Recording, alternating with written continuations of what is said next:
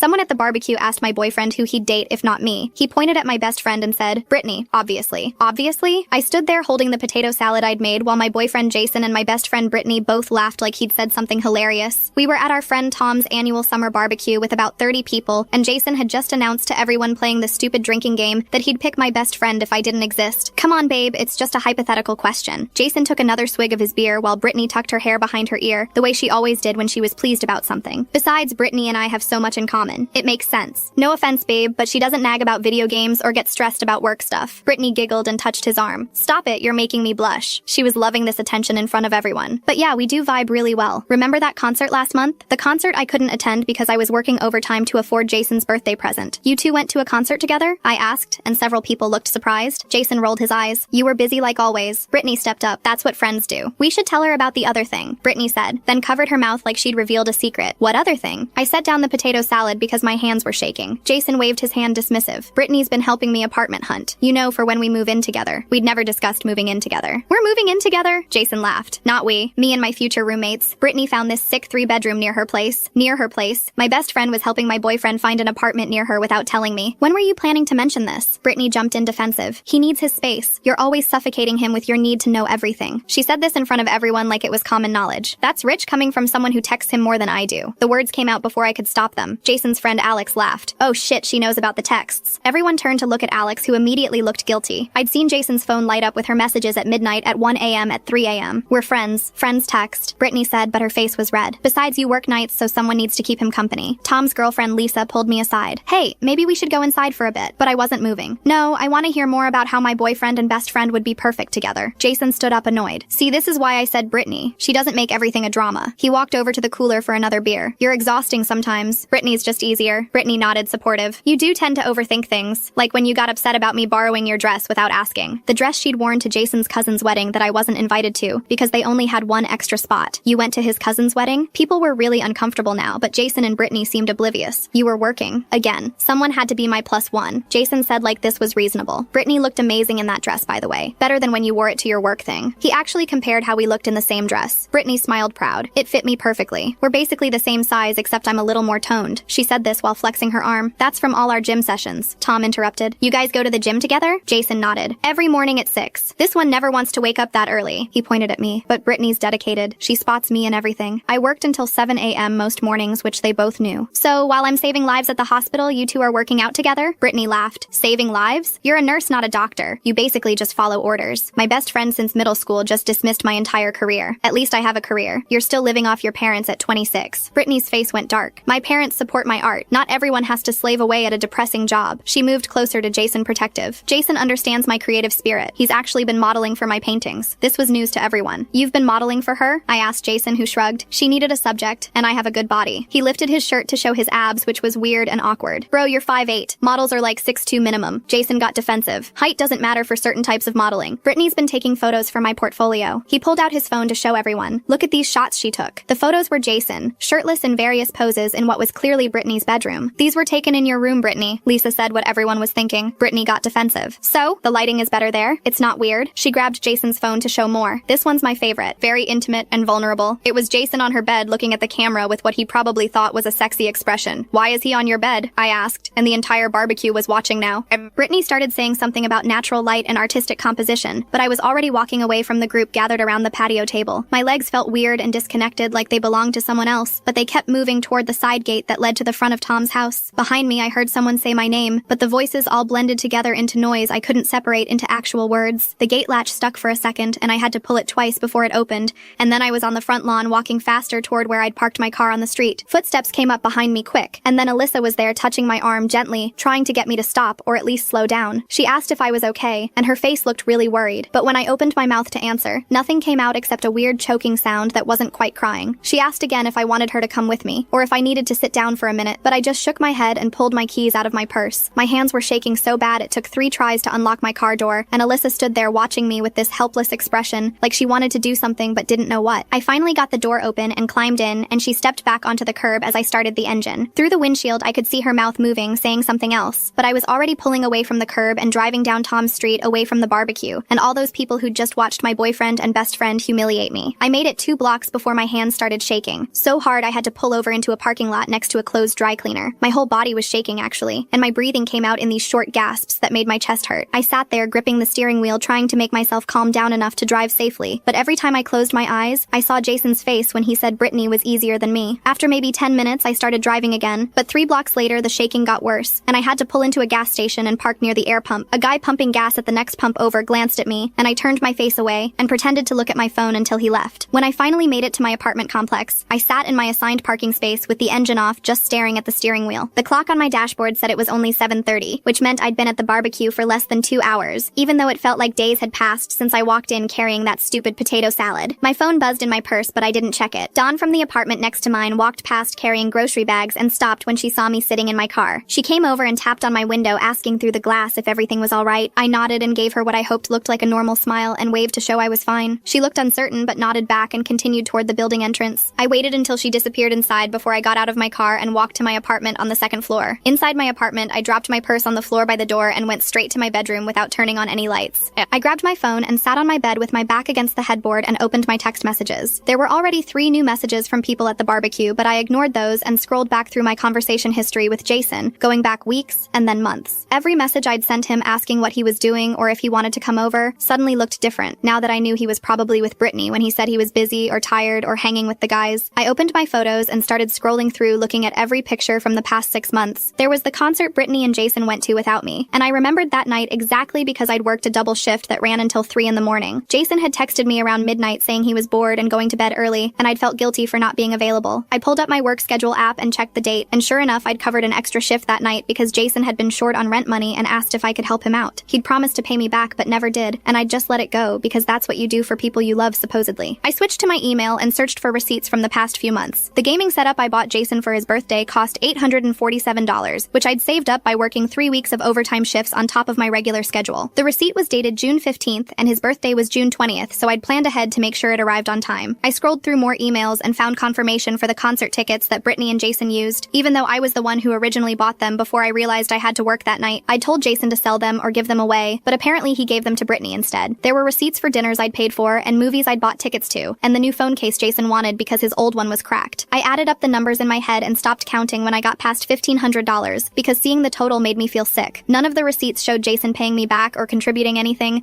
and I realized I couldn't remember the last time he'd paid for something when we went out together. My phone lit up with a new text, and I saw Jason's name on the screen. The message asked why I made such a scene and embarrassed him in front of everyone. A second message came through right after saying I was being dramatic about a harmless game question and that I needed to chill out. A third message appeared saying Brittany was upset because I'd made things weird by overreacting to innocent photos. I stared at the messages feeling like I was reading words in a foreign language that didn't make any sense. He was acting like I was the problem for being upset that he'd publicly announced he'd rather date my best friend and then showed everyone intimate photos taken in her bedroom. My hands weren't shaking anymore, but my whole body felt cold and numb, like I was watching everything happen to someone else. I didn't respond to any of Jason's messages and instead put my phone face down on my nightstand. The apartment was completely quiet except for the sound of my neighbor's TV through the wall playing some game show with canned laughter. I sat there on my bed in the dark for a long time before I finally picked up my phone again and called the hospital. My supervisor answered on the third ring, and I told her I needed to call in sick for my shift tomorrow night. My voice came out scratchy and weird, and she asked if I was okay because in 2 years of working there, I'd never called in sick once. I said I thought I was coming down with something and just needed a day to rest. She told me to take care of myself and not to worry about the shift because they'd find coverage. After I hung up, I felt relief mixed with shame because I'd just lied to my supervisor who trusted me, and now someone else would have to cover my shift. But the thought of going to work and pretending everything was normal while my brain kept replaying Jason saying Brittany was easier made my stomach hurt. I set my phone down again and pulled my knees up to my chest and sat there in the dark, listening to the game show laughter from next door. When I woke up the next morning still wearing yesterday's clothes, my phone screen showed 17 new text messages. I rubbed my eyes and started reading through them one by one. Tom had sent 2 messages apologizing for what happened and saying he had no idea things would go that way. Alyssa sent 3 messages asking if I was okay and if I wanted to talk. 2 people from the barbecue whose names I barely remembered sent short messages asking if I was alright. Then there were the other messages from people saying I'd overreacted and made everyone uncomfortable by causing drama. Someone named Jared, who I'd met maybe twice, said it was just a game and I took it too seriously. Another person said Jason was probably drunk and didn't mean anything by it. The worst one was from Kellen, who wrote a whole paragraph defending Jason, saying it was just guy talk and that I was being too sensitive and couldn't take a joke. He said everyone was talking about how I stormed off and made a scene over a hypothetical question that didn't mean anything. I read his message 3 times feeling my face get hot because Kellen had been at every hangout for the past year and I'd considered him a friend. My phone buzzed with a new message while I was still staring at Kellen's text. This one was from Brittany, and it was long enough that I had to scroll to read the whole thing. She wrote that I was ruining her friendship with Jason over nothing, and that I'd always been jealous of her even back in middle school. She said the modeling photos were for her art portfolio, and I was making it weird by sexualizing her work when it was just about capturing the human form. She wrote that Jason had been telling her for months how stressed and controlling I'd become and how I never wanted to have fun anymore. She said she'd tried to be supportive of our relationship, but I was clearly too insecure to handle Jason having female friends. The message ended with her saying she hoped I'd get therapy or something, because my behavior at the barbecue was embarrassing for everyone. I read the whole message twice and then put my phone down on my bed and walked to the bathroom. My reflection in the mirror looked terrible with smudged mascara and my hair sticking up weird on one side. I splashed cold water on my face and tried to remember when exactly Brittany had become someone who would send me a message like that. Back in my bedroom, I picked up my phone and started taking screenshots of everything. I screenshotted Jason's text from last night calling me dramatic. I screenshotted the timeline of the concert date matched up with my work schedule showing I'd covered his rent. I screenshotted the receipt for his birthday present. I screenshotted Brittany's long message about me being jealous and insecure. I screenshotted Kellen's message defending Jason. I went through my photo gallery and screenshotted pictures of Jason and me together from months ago, when things seemed normal compared to recent photos where I was always alone or just with coworkers. I saved everything to a folder on my phone not because I had any kind of plan, but because I needed to see it all organized in one place to prove to myself this was really happening. Looking at the evidence laid out like that made it impossible to pretend I was overreacting or being too sensitive. The pattern was clear when you put all the pieces together, showing how I'd been working overtime to support Jason financially,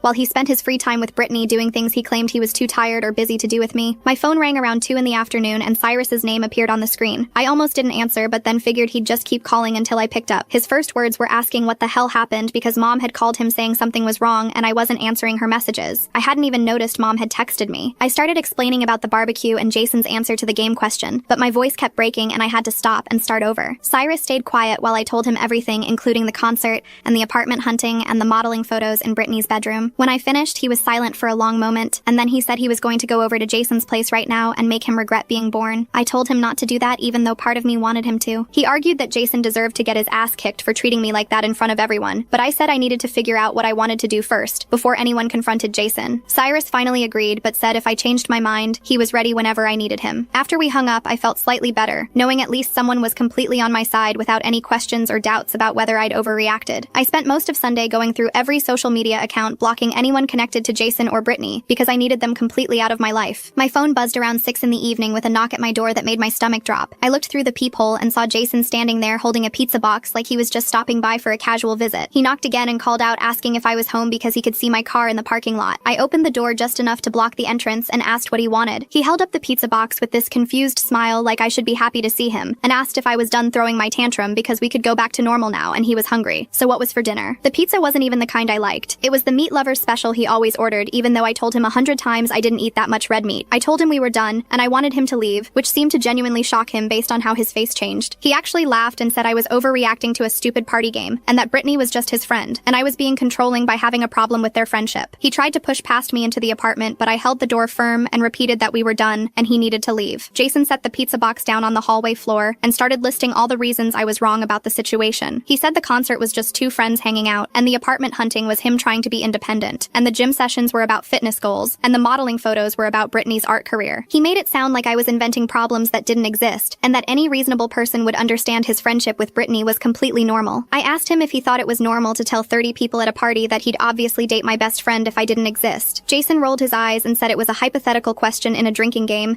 and I was making it into this huge thing when everyone else thought it was funny. He kept saying I would change my mind once I calmed down, and that I always got emotional about stuff and then felt stupid later.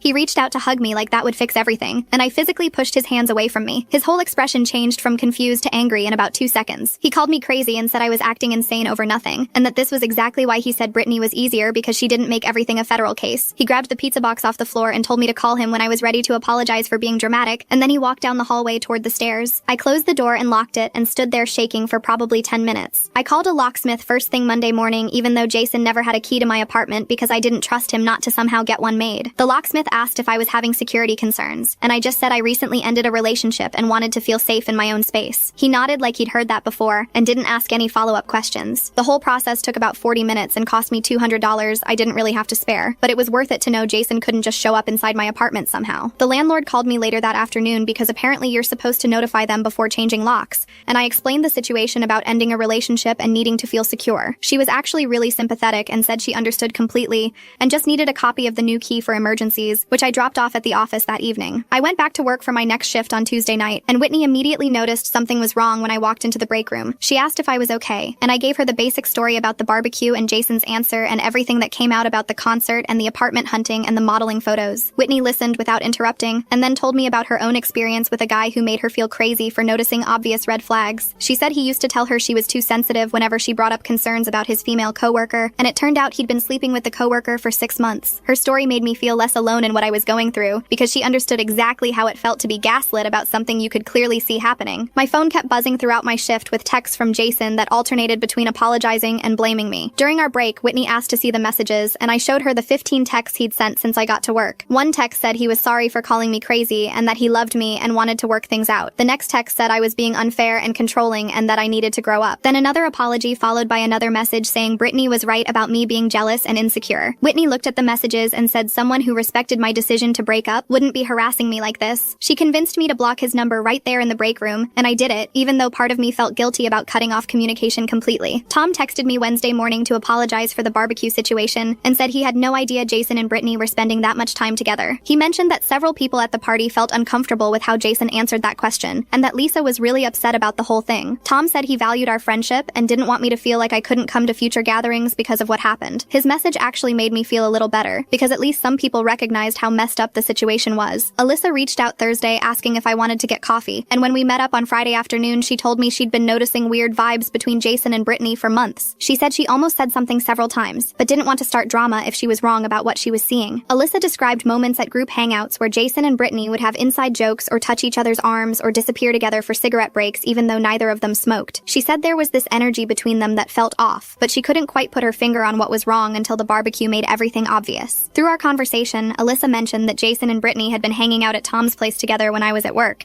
and that multiple people in our friend group noticed but nobody told me. She said there were at least 4 or 5 occasions over the past 2 months where they showed up together to Tom's house for game nights or movie watching, and acted like a couple even though they insisted they were just friends. The betrayal suddenly extended beyond just Jason and Brittany to all these people who watched it happen and said nothing. Alyssa apologized for not speaking up sooner, but I told her I understood why she didn't, because it's hard to know if you should get involved in other people's relationships. Still, it hurt knowing that so many people saw what was happening and let me stay in the dark. Tom called me Saturday morning sounding guilty and said he needed to tell me something. He explained that Jason had been telling people I was too focused on work and never wanted to have fun anymore, and basically painting himself as the victim in our relationship. Tom said that's why some mutual friends seemed to think I overreacted at the barbecue, because Jason had been setting up this narrative for weeks that I was the problem girlfriend who didn't appreciate him. Apparently Jason complained constantly about how I worked too much and stressed about money and didn't want to do spontaneous things and made him feel bad for playing video games. Tom apologized for not recognizing it as manipulation at the time and said he felt terrible that he'd believed Jason's version of events without questioning it. I realized Tom was right about how Jason had set up this whole narrative where I was the bad guy who worked too much and didn't appreciate him. The manipulation had been happening for months while I was busy saving lives at the hospital, and he was busy painting himself as some kind of victim to everyone who would listen. I spent the next few days trying to process everything while avoiding my phone, because I knew more people from the barbecue would have opinions about what happened. On Wednesday morning, I woke up to a notification that Brittany had tagged me in an Instagram post. I opened it and saw photos of her and Jason on some hiking trail with mountains in the background. They were both smiling and sweaty in athletic gear, and one photo showed them sitting close together on a rock overlooking a valley. The caption read, "Real friends show up when it matters most," with a bunch of heart and hiking boot emojis. I checked the date stamp and realized the photos were from Monday, which was only 2 days after Jason had shown up at my apartment begging me to take him back. They had planned this hiking trip while he was still texting me about how much he missed me and wanted to work things out. I felt sick looking at those photos because it confirmed what I already suspected. Jason wasn't actually trying to get me back. He was just keeping me as an option while he figured out if things with Brittany would work. The hiking trip proved they were already acting like a couple even if they weren't calling it that yet. I took screenshots of everything including the timestamps and captions because some part of me needed evidence that I wasn't crazy for feeling betrayed. My mom showed up at my apartment Friday afternoon with 2 grocery bags full of food and a container of her homemade lasagna. She didn't ask about Jason or the breakup or anything that happened. She just started putting groceries away in my kitchen and told me she was staying for the weekend. I tried to tell her I was fine and she didn't need to babysit me, but she ignored me and kept organizing my refrigerator. She brought comfort food and fresh vegetables and ingredients for breakfast and basically made sure I had real meals instead of whatever random stuff I'd been eating. Having her there helped more than I expected because she didn't push me to talk about my feelings or analyze what went wrong. She just made sure I ate proper food and had clean laundry and wasn't sitting alone in my apartment spiraling. Saturday morning, I was drinking coffee with my mom when she mentioned that she never really liked Jason. I asked her why she never said anything, and she told me it wasn't her place to criticize my relationship unless I asked for her opinion.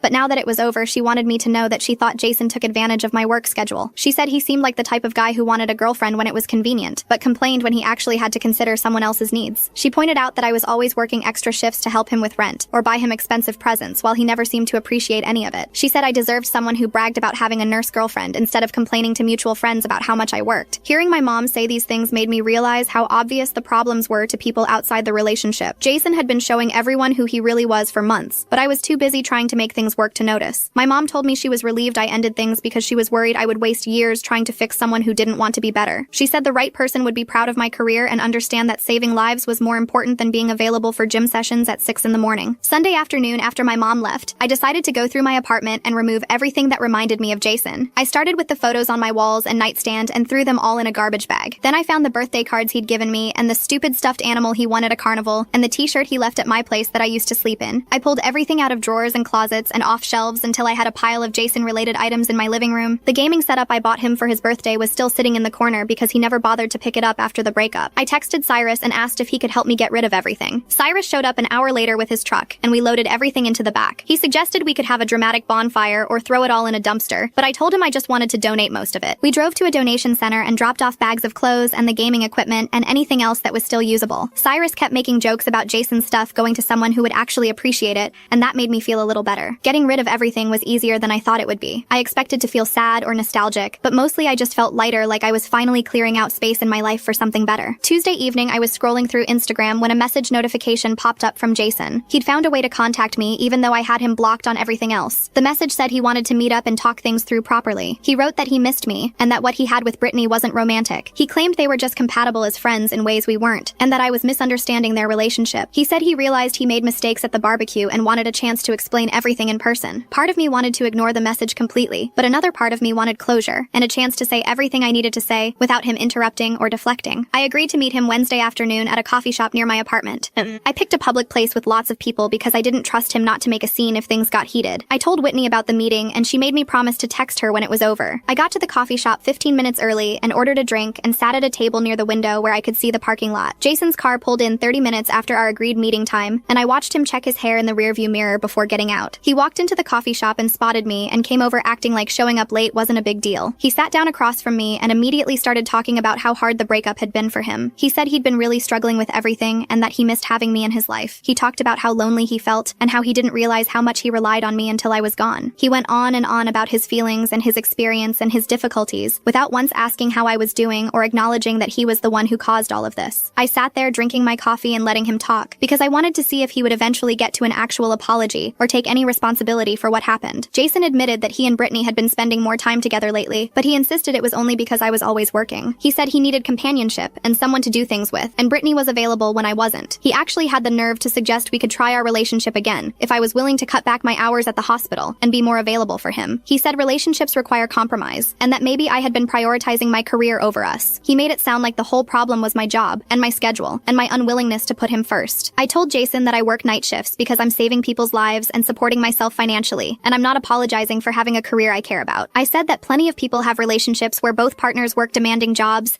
and they make it work because they respect each other's commitments. His response was that Brittany doesn't make him feel bad about playing video games all day and that she understands his need for freedom and flexibility. Hearing him say that told me everything I needed to know about his priorities. He wanted a girlfriend who would be available whenever he wanted attention, but wouldn't expect him to contribute anything meaningful to the relationship. When I brought up the apartment hunting and the modeling photos in Brittany's bedroom, Jason got defensive. He said I was twisting innocent things into something bad and making everything seem worse than it actually was. He claimed the apartment hunting was just Brittany being helpful since she knew the area better, and the photos were just for her art portfolio. He said I was being paranoid and jealous, and that I couldn't accept that he had a close friendship with someone else. He got more and more annoyed as I kept pushing back on his explanations, until finally he stood up and said he couldn't talk to me when I was being unreasonable. He left the coffee shop without paying for his drink, and I sat there for another 20 minutes just processing how delusional he was about the whole situation. That evening I got a message from Brittany saying she heard I met with Jason, and that I needed to stop trying to come between them. She wrote that their connection was special and real, and that I was being a bad friend by not supporting her happiness. She claimed that Jason and I were never right for each other anyway, and that she could see that even when we were still together. She said I should be happy for them instead of causing drama and making everything difficult. The message was so ridiculous that I almost laughed because she actually believed she was the victim in this situation. I opened my phone and typed out one message to Brittany telling her that real friends don't go after their best friend's boyfriend, and that I wanted nothing more to do with her. I hit send and immediately blocked her number before she could respond with more excuses or fake concern. Then I went through Instagram, Facebook, Snapchat, and every other app, blocking her on all of them so she couldn't reach me anymore. It felt good to cut that connection completely, instead of leaving any door open for her to keep inserting herself into my life. Whitney texted me the next day asking if I wanted to grab dinner with some of her friends from her apartment complex, and I almost said no out of habit. But then I realized I'd been turning down invitations like this for months,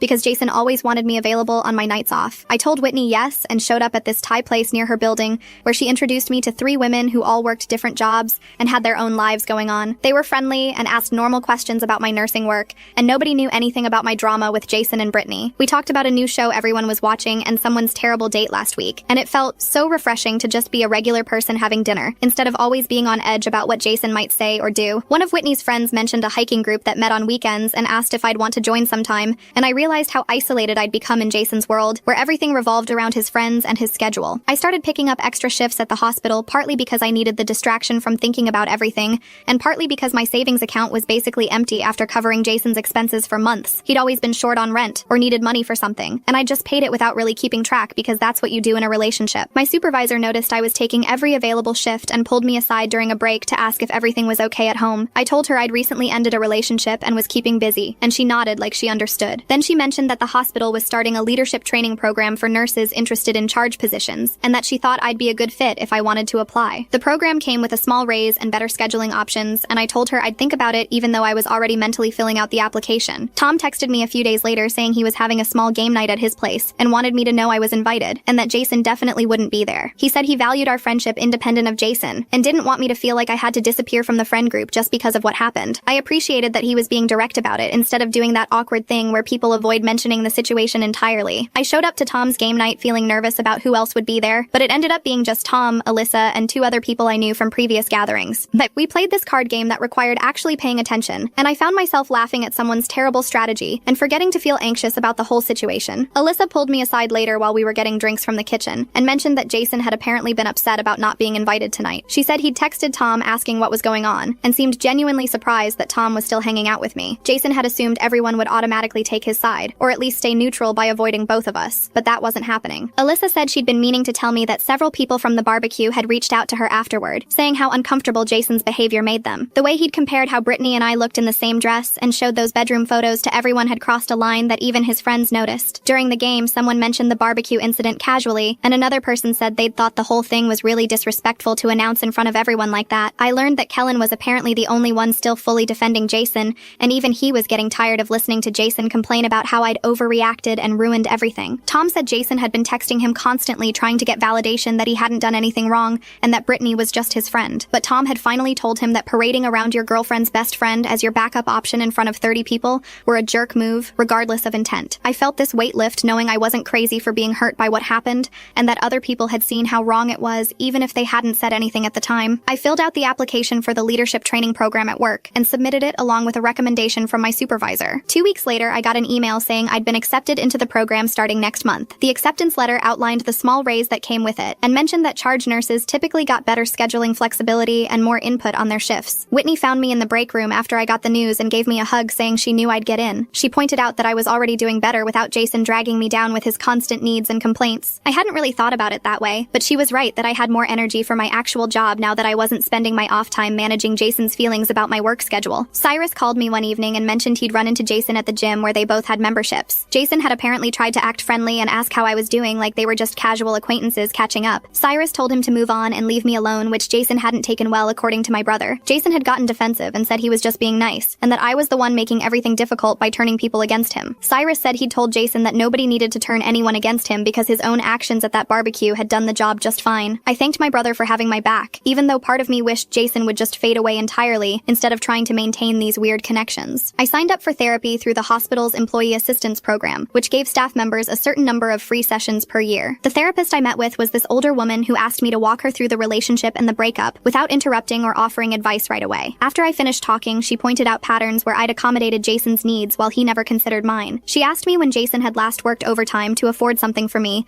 or changed his schedule to support my career, and I realized the answer was never. He'd expected me to organize my entire life around his availability while treating my nursing job like an annoying hobby that got in the way of his fun. The therapist said recognizing these patterns now would help me avoid similar dynamics in future relationships, and that the work we'd do together would focus on rebuilding my sense of what I deserved from a partner. About 6 weeks after the barbecue, Alyssa texted me a heads up that Jason and Brittany had just just made their relationship Instagram official. She wanted me to hear it from her before I stumbled across it myself, which I appreciated, even though seeing it still felt like a punch to the stomach. They'd posted this photo of themselves at some outdoor festival, looking happy and couple-like, with a caption about finding your person when you least expect it. The comments were full of people saying they made a cute couple and asking how long they'd been together. I stared at the photo for a minute, taking in how quickly they'd moved from secret hangouts to public relationship, and then I closed the app. It stung knowing they were together, but mostly I felt relieved that I wasn't the one dating Jason anymore, and dealing with his selfishness while he probably did the same thing to Brittany that he'd done to me. I closed the Instagram app and set my phone face down on my coffee table. The photo of them at that festival kept trying to replay in my mind, but I forced myself to focus on the TV show I'd been watching before Alyssa's text. Whitney had invited me to meet some of her friends that weekend at a pottery class, and I'd said yes without thinking twice about whether Jason might be doing something with Brittany at the same time. That felt like progress, even though my chest still felt tight looking at their happy couple photo. By the next morning, the tightness had shifted into something different, something lighter. I woke up and realized I hadn't dreamed about the barbecue for the first time in weeks. My apartment was quiet and clean and entirely mine. No Jason's dirty dishes in the sink, no texts asking what I was making for dinner, no guilt about working late shifts. I made coffee and sat by my window watching people walk their dogs, and realized the relief was stronger than any hurt. Whitney texted asking if I wanted to grab breakfast before our shift, and I met her at the diner near the hospital. She ordered pancakes and I got an omelet, and we talked about her upcoming vacation plans and a funny patient interaction from last week. There was no comparison happening, no subtle competition about who looked better or who had the more interesting life. She asked how I was doing with everything, and I told her honestly that I felt free. Free from Jason's constant criticism about my work schedule. Free from Brittany's undermining comments disguised as concern. Free from trying to make myself smaller so they could feel bigger. Whitney smiled and said she could tell I seemed different lately, more relaxed. She invited me to her book club that met every other Thursday, and said the women were funny and smart and would love me. I said yes, even though I hadn't been to a book club since college. That weekend I went to the pottery class with Whitney and 3 of her friends, and spent 2 hours making a completely lopsided bowl, while laughing at how bad I was at centering clay on the wheel. Nobody knew about Jason or Brittany or the barbecue. I was just someone new making terrible pottery and having fun. One of Whitney's friends mentioned they did trivia nights at a bar downtown and invited me to join their team. I added it to my calendar and realized I was building a social life that had nothing to do with Jason's friend group or Brittany's drama. On Monday, my leadership training program started with an orientation session where they explained the curriculum and expectations. 12 nurses from different departments sat around a conference table and introduced themselves. I was nervous at first, thinking maybe I wasn't qualified enough or experienced enough, but the program director emphasized that they'd selected people who showed natural leadership qualities in their daily work. The first module focused on mentoring newer nurses and handling complex patient situations. We did role-playing exercises where I had to guide a hypothetical new hire through a difficult family interaction. My supervisor, who was observing the session, pulled me aside during the break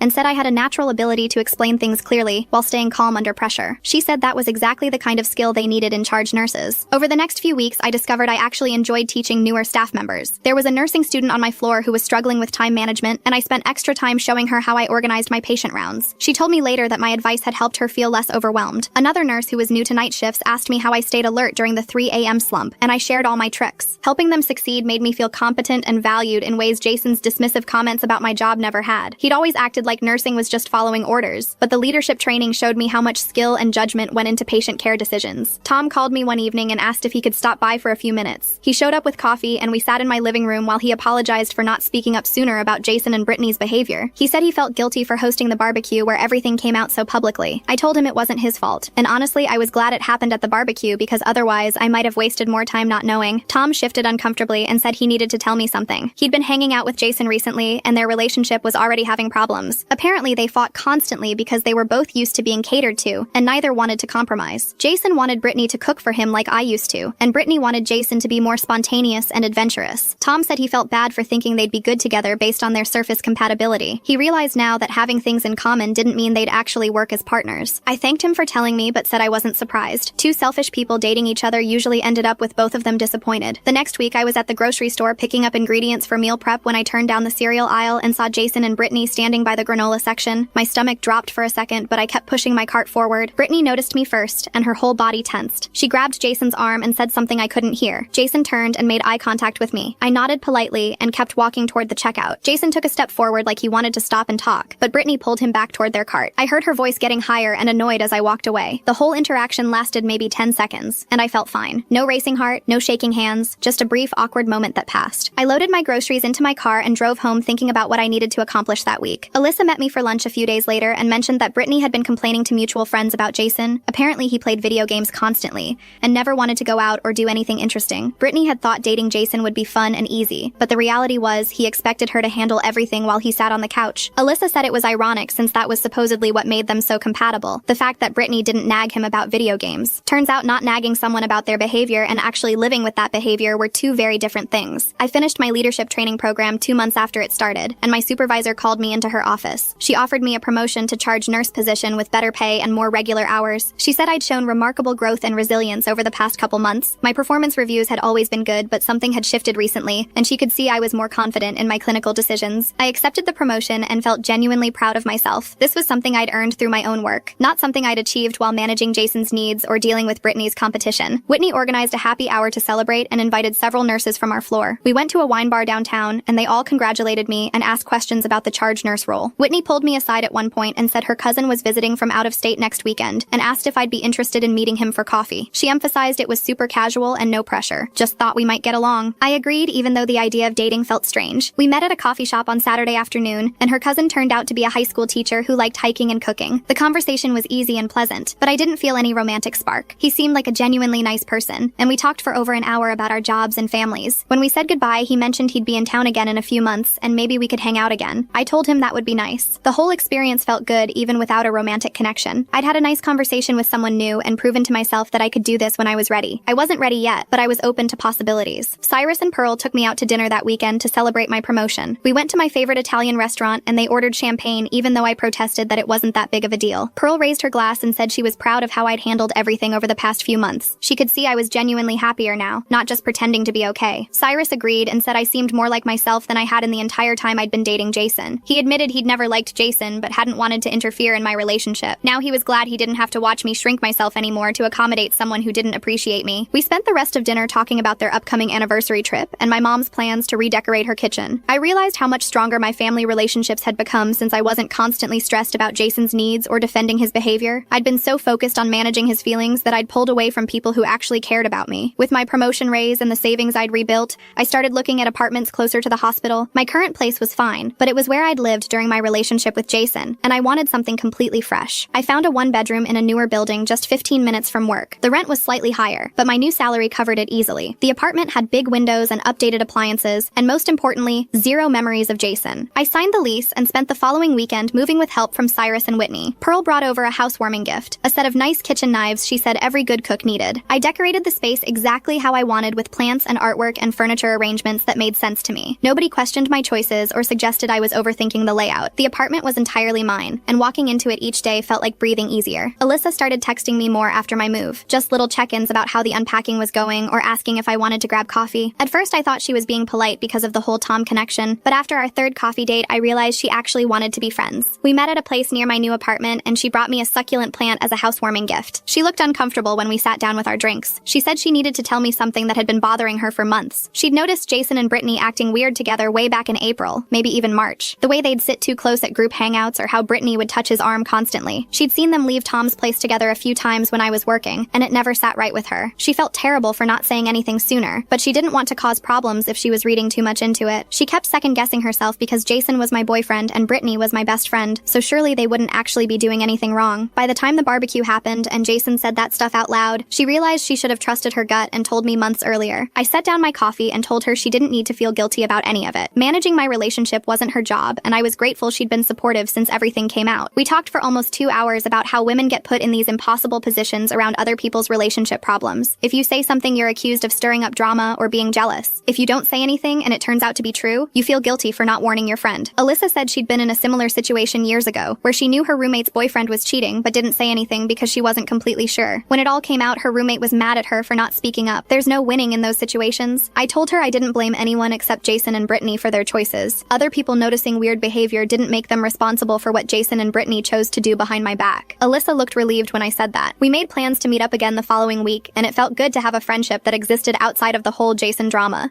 Whitney mentioned at work that she'd run into Tom at the grocery store, and he'd told her some news about Jason. Apparently Jason got fired from his job about 2 weeks ago for attendance issues. He'd been showing up late constantly and calling in sick too often. Whitney heard through Tom that Brittany was pretty upset about it because now she was covering most of their expenses, while Jason spent his days playing video games. The apartment hunting near her place that seemed so exciting wasn't quite as fun now that she was the one working while he sat around. Tom said Brittany had complained to him that Jason was supposed to be looking for new jobs, but instead he was gaming until 3 in the morning and sleeping until noon. She'd thought dating Jason would be easy and fun compared to how I supposedly made everything difficult. Turns out actually being in a relationship with him came with all the same problems I'd dealt with, except now she couldn't complain to me about it. I felt absolutely nothing hearing about Jason losing his job, except maybe a small bit of satisfaction that Brittany was experiencing what I went through. She got to find out firsthand what it was like to be the responsible one while Jason coasted along doing whatever he wanted. But mostly I was focused on my own life and how much better everything had become. I had a job I loved with a recent promotion and raise. I had a new apartment that felt like mine with no bad memories attached to it. I had real friends like Whitney and Alyssa who actually supported me instead of competing with me or putting me down. Jason's employment status didn't affect me anymore, and that realization felt powerful. 3 months ago, I would have been worried about him or felt guilty for not helping somehow. Now I just didn't care what he did with his life as long as it didn't involve me. Whitney suggested we plan a weekend trip to the beach with some of her friends from her book club. She said they were all really cool and I'd like them. We picked a weekend in late September and booked a beach house that could fit 6 people. As we planned what to bring and looked at the restaurant options near the beach, I realized I was actually excited about social plans instead of anxious. For the entire time I dated Jason, social events felt stressful because I never knew if he'd show up on time, or if he'd spend the whole time on his phone, or if he'd say something that would embarrass me in front of other people. I'd spent so much energy managing his moods and trying to make sure he had a good time that I never actually enjoyed myself. Now I was building a life based on what I enjoyed rather than accommodating someone else's needs. The beach trip was about spending time with people who made me feel good instead of people who made me feel small. Whitney's friends didn't know anything about my Jason drama, and I liked that I could just be myself around them without any history hanging over everything. A code blue got called during my shift on a Tuesday night, and I responded along with 2 doctors and another nurse. The patient had crashed suddenly, and we had maybe minutes to stabilize him. I'd handled plenty of emergencies before, but this one was particularly complicated because the patient had multiple conditions that made standard protocols risky. I suggested an alternative approach I'd learned in my leadership training,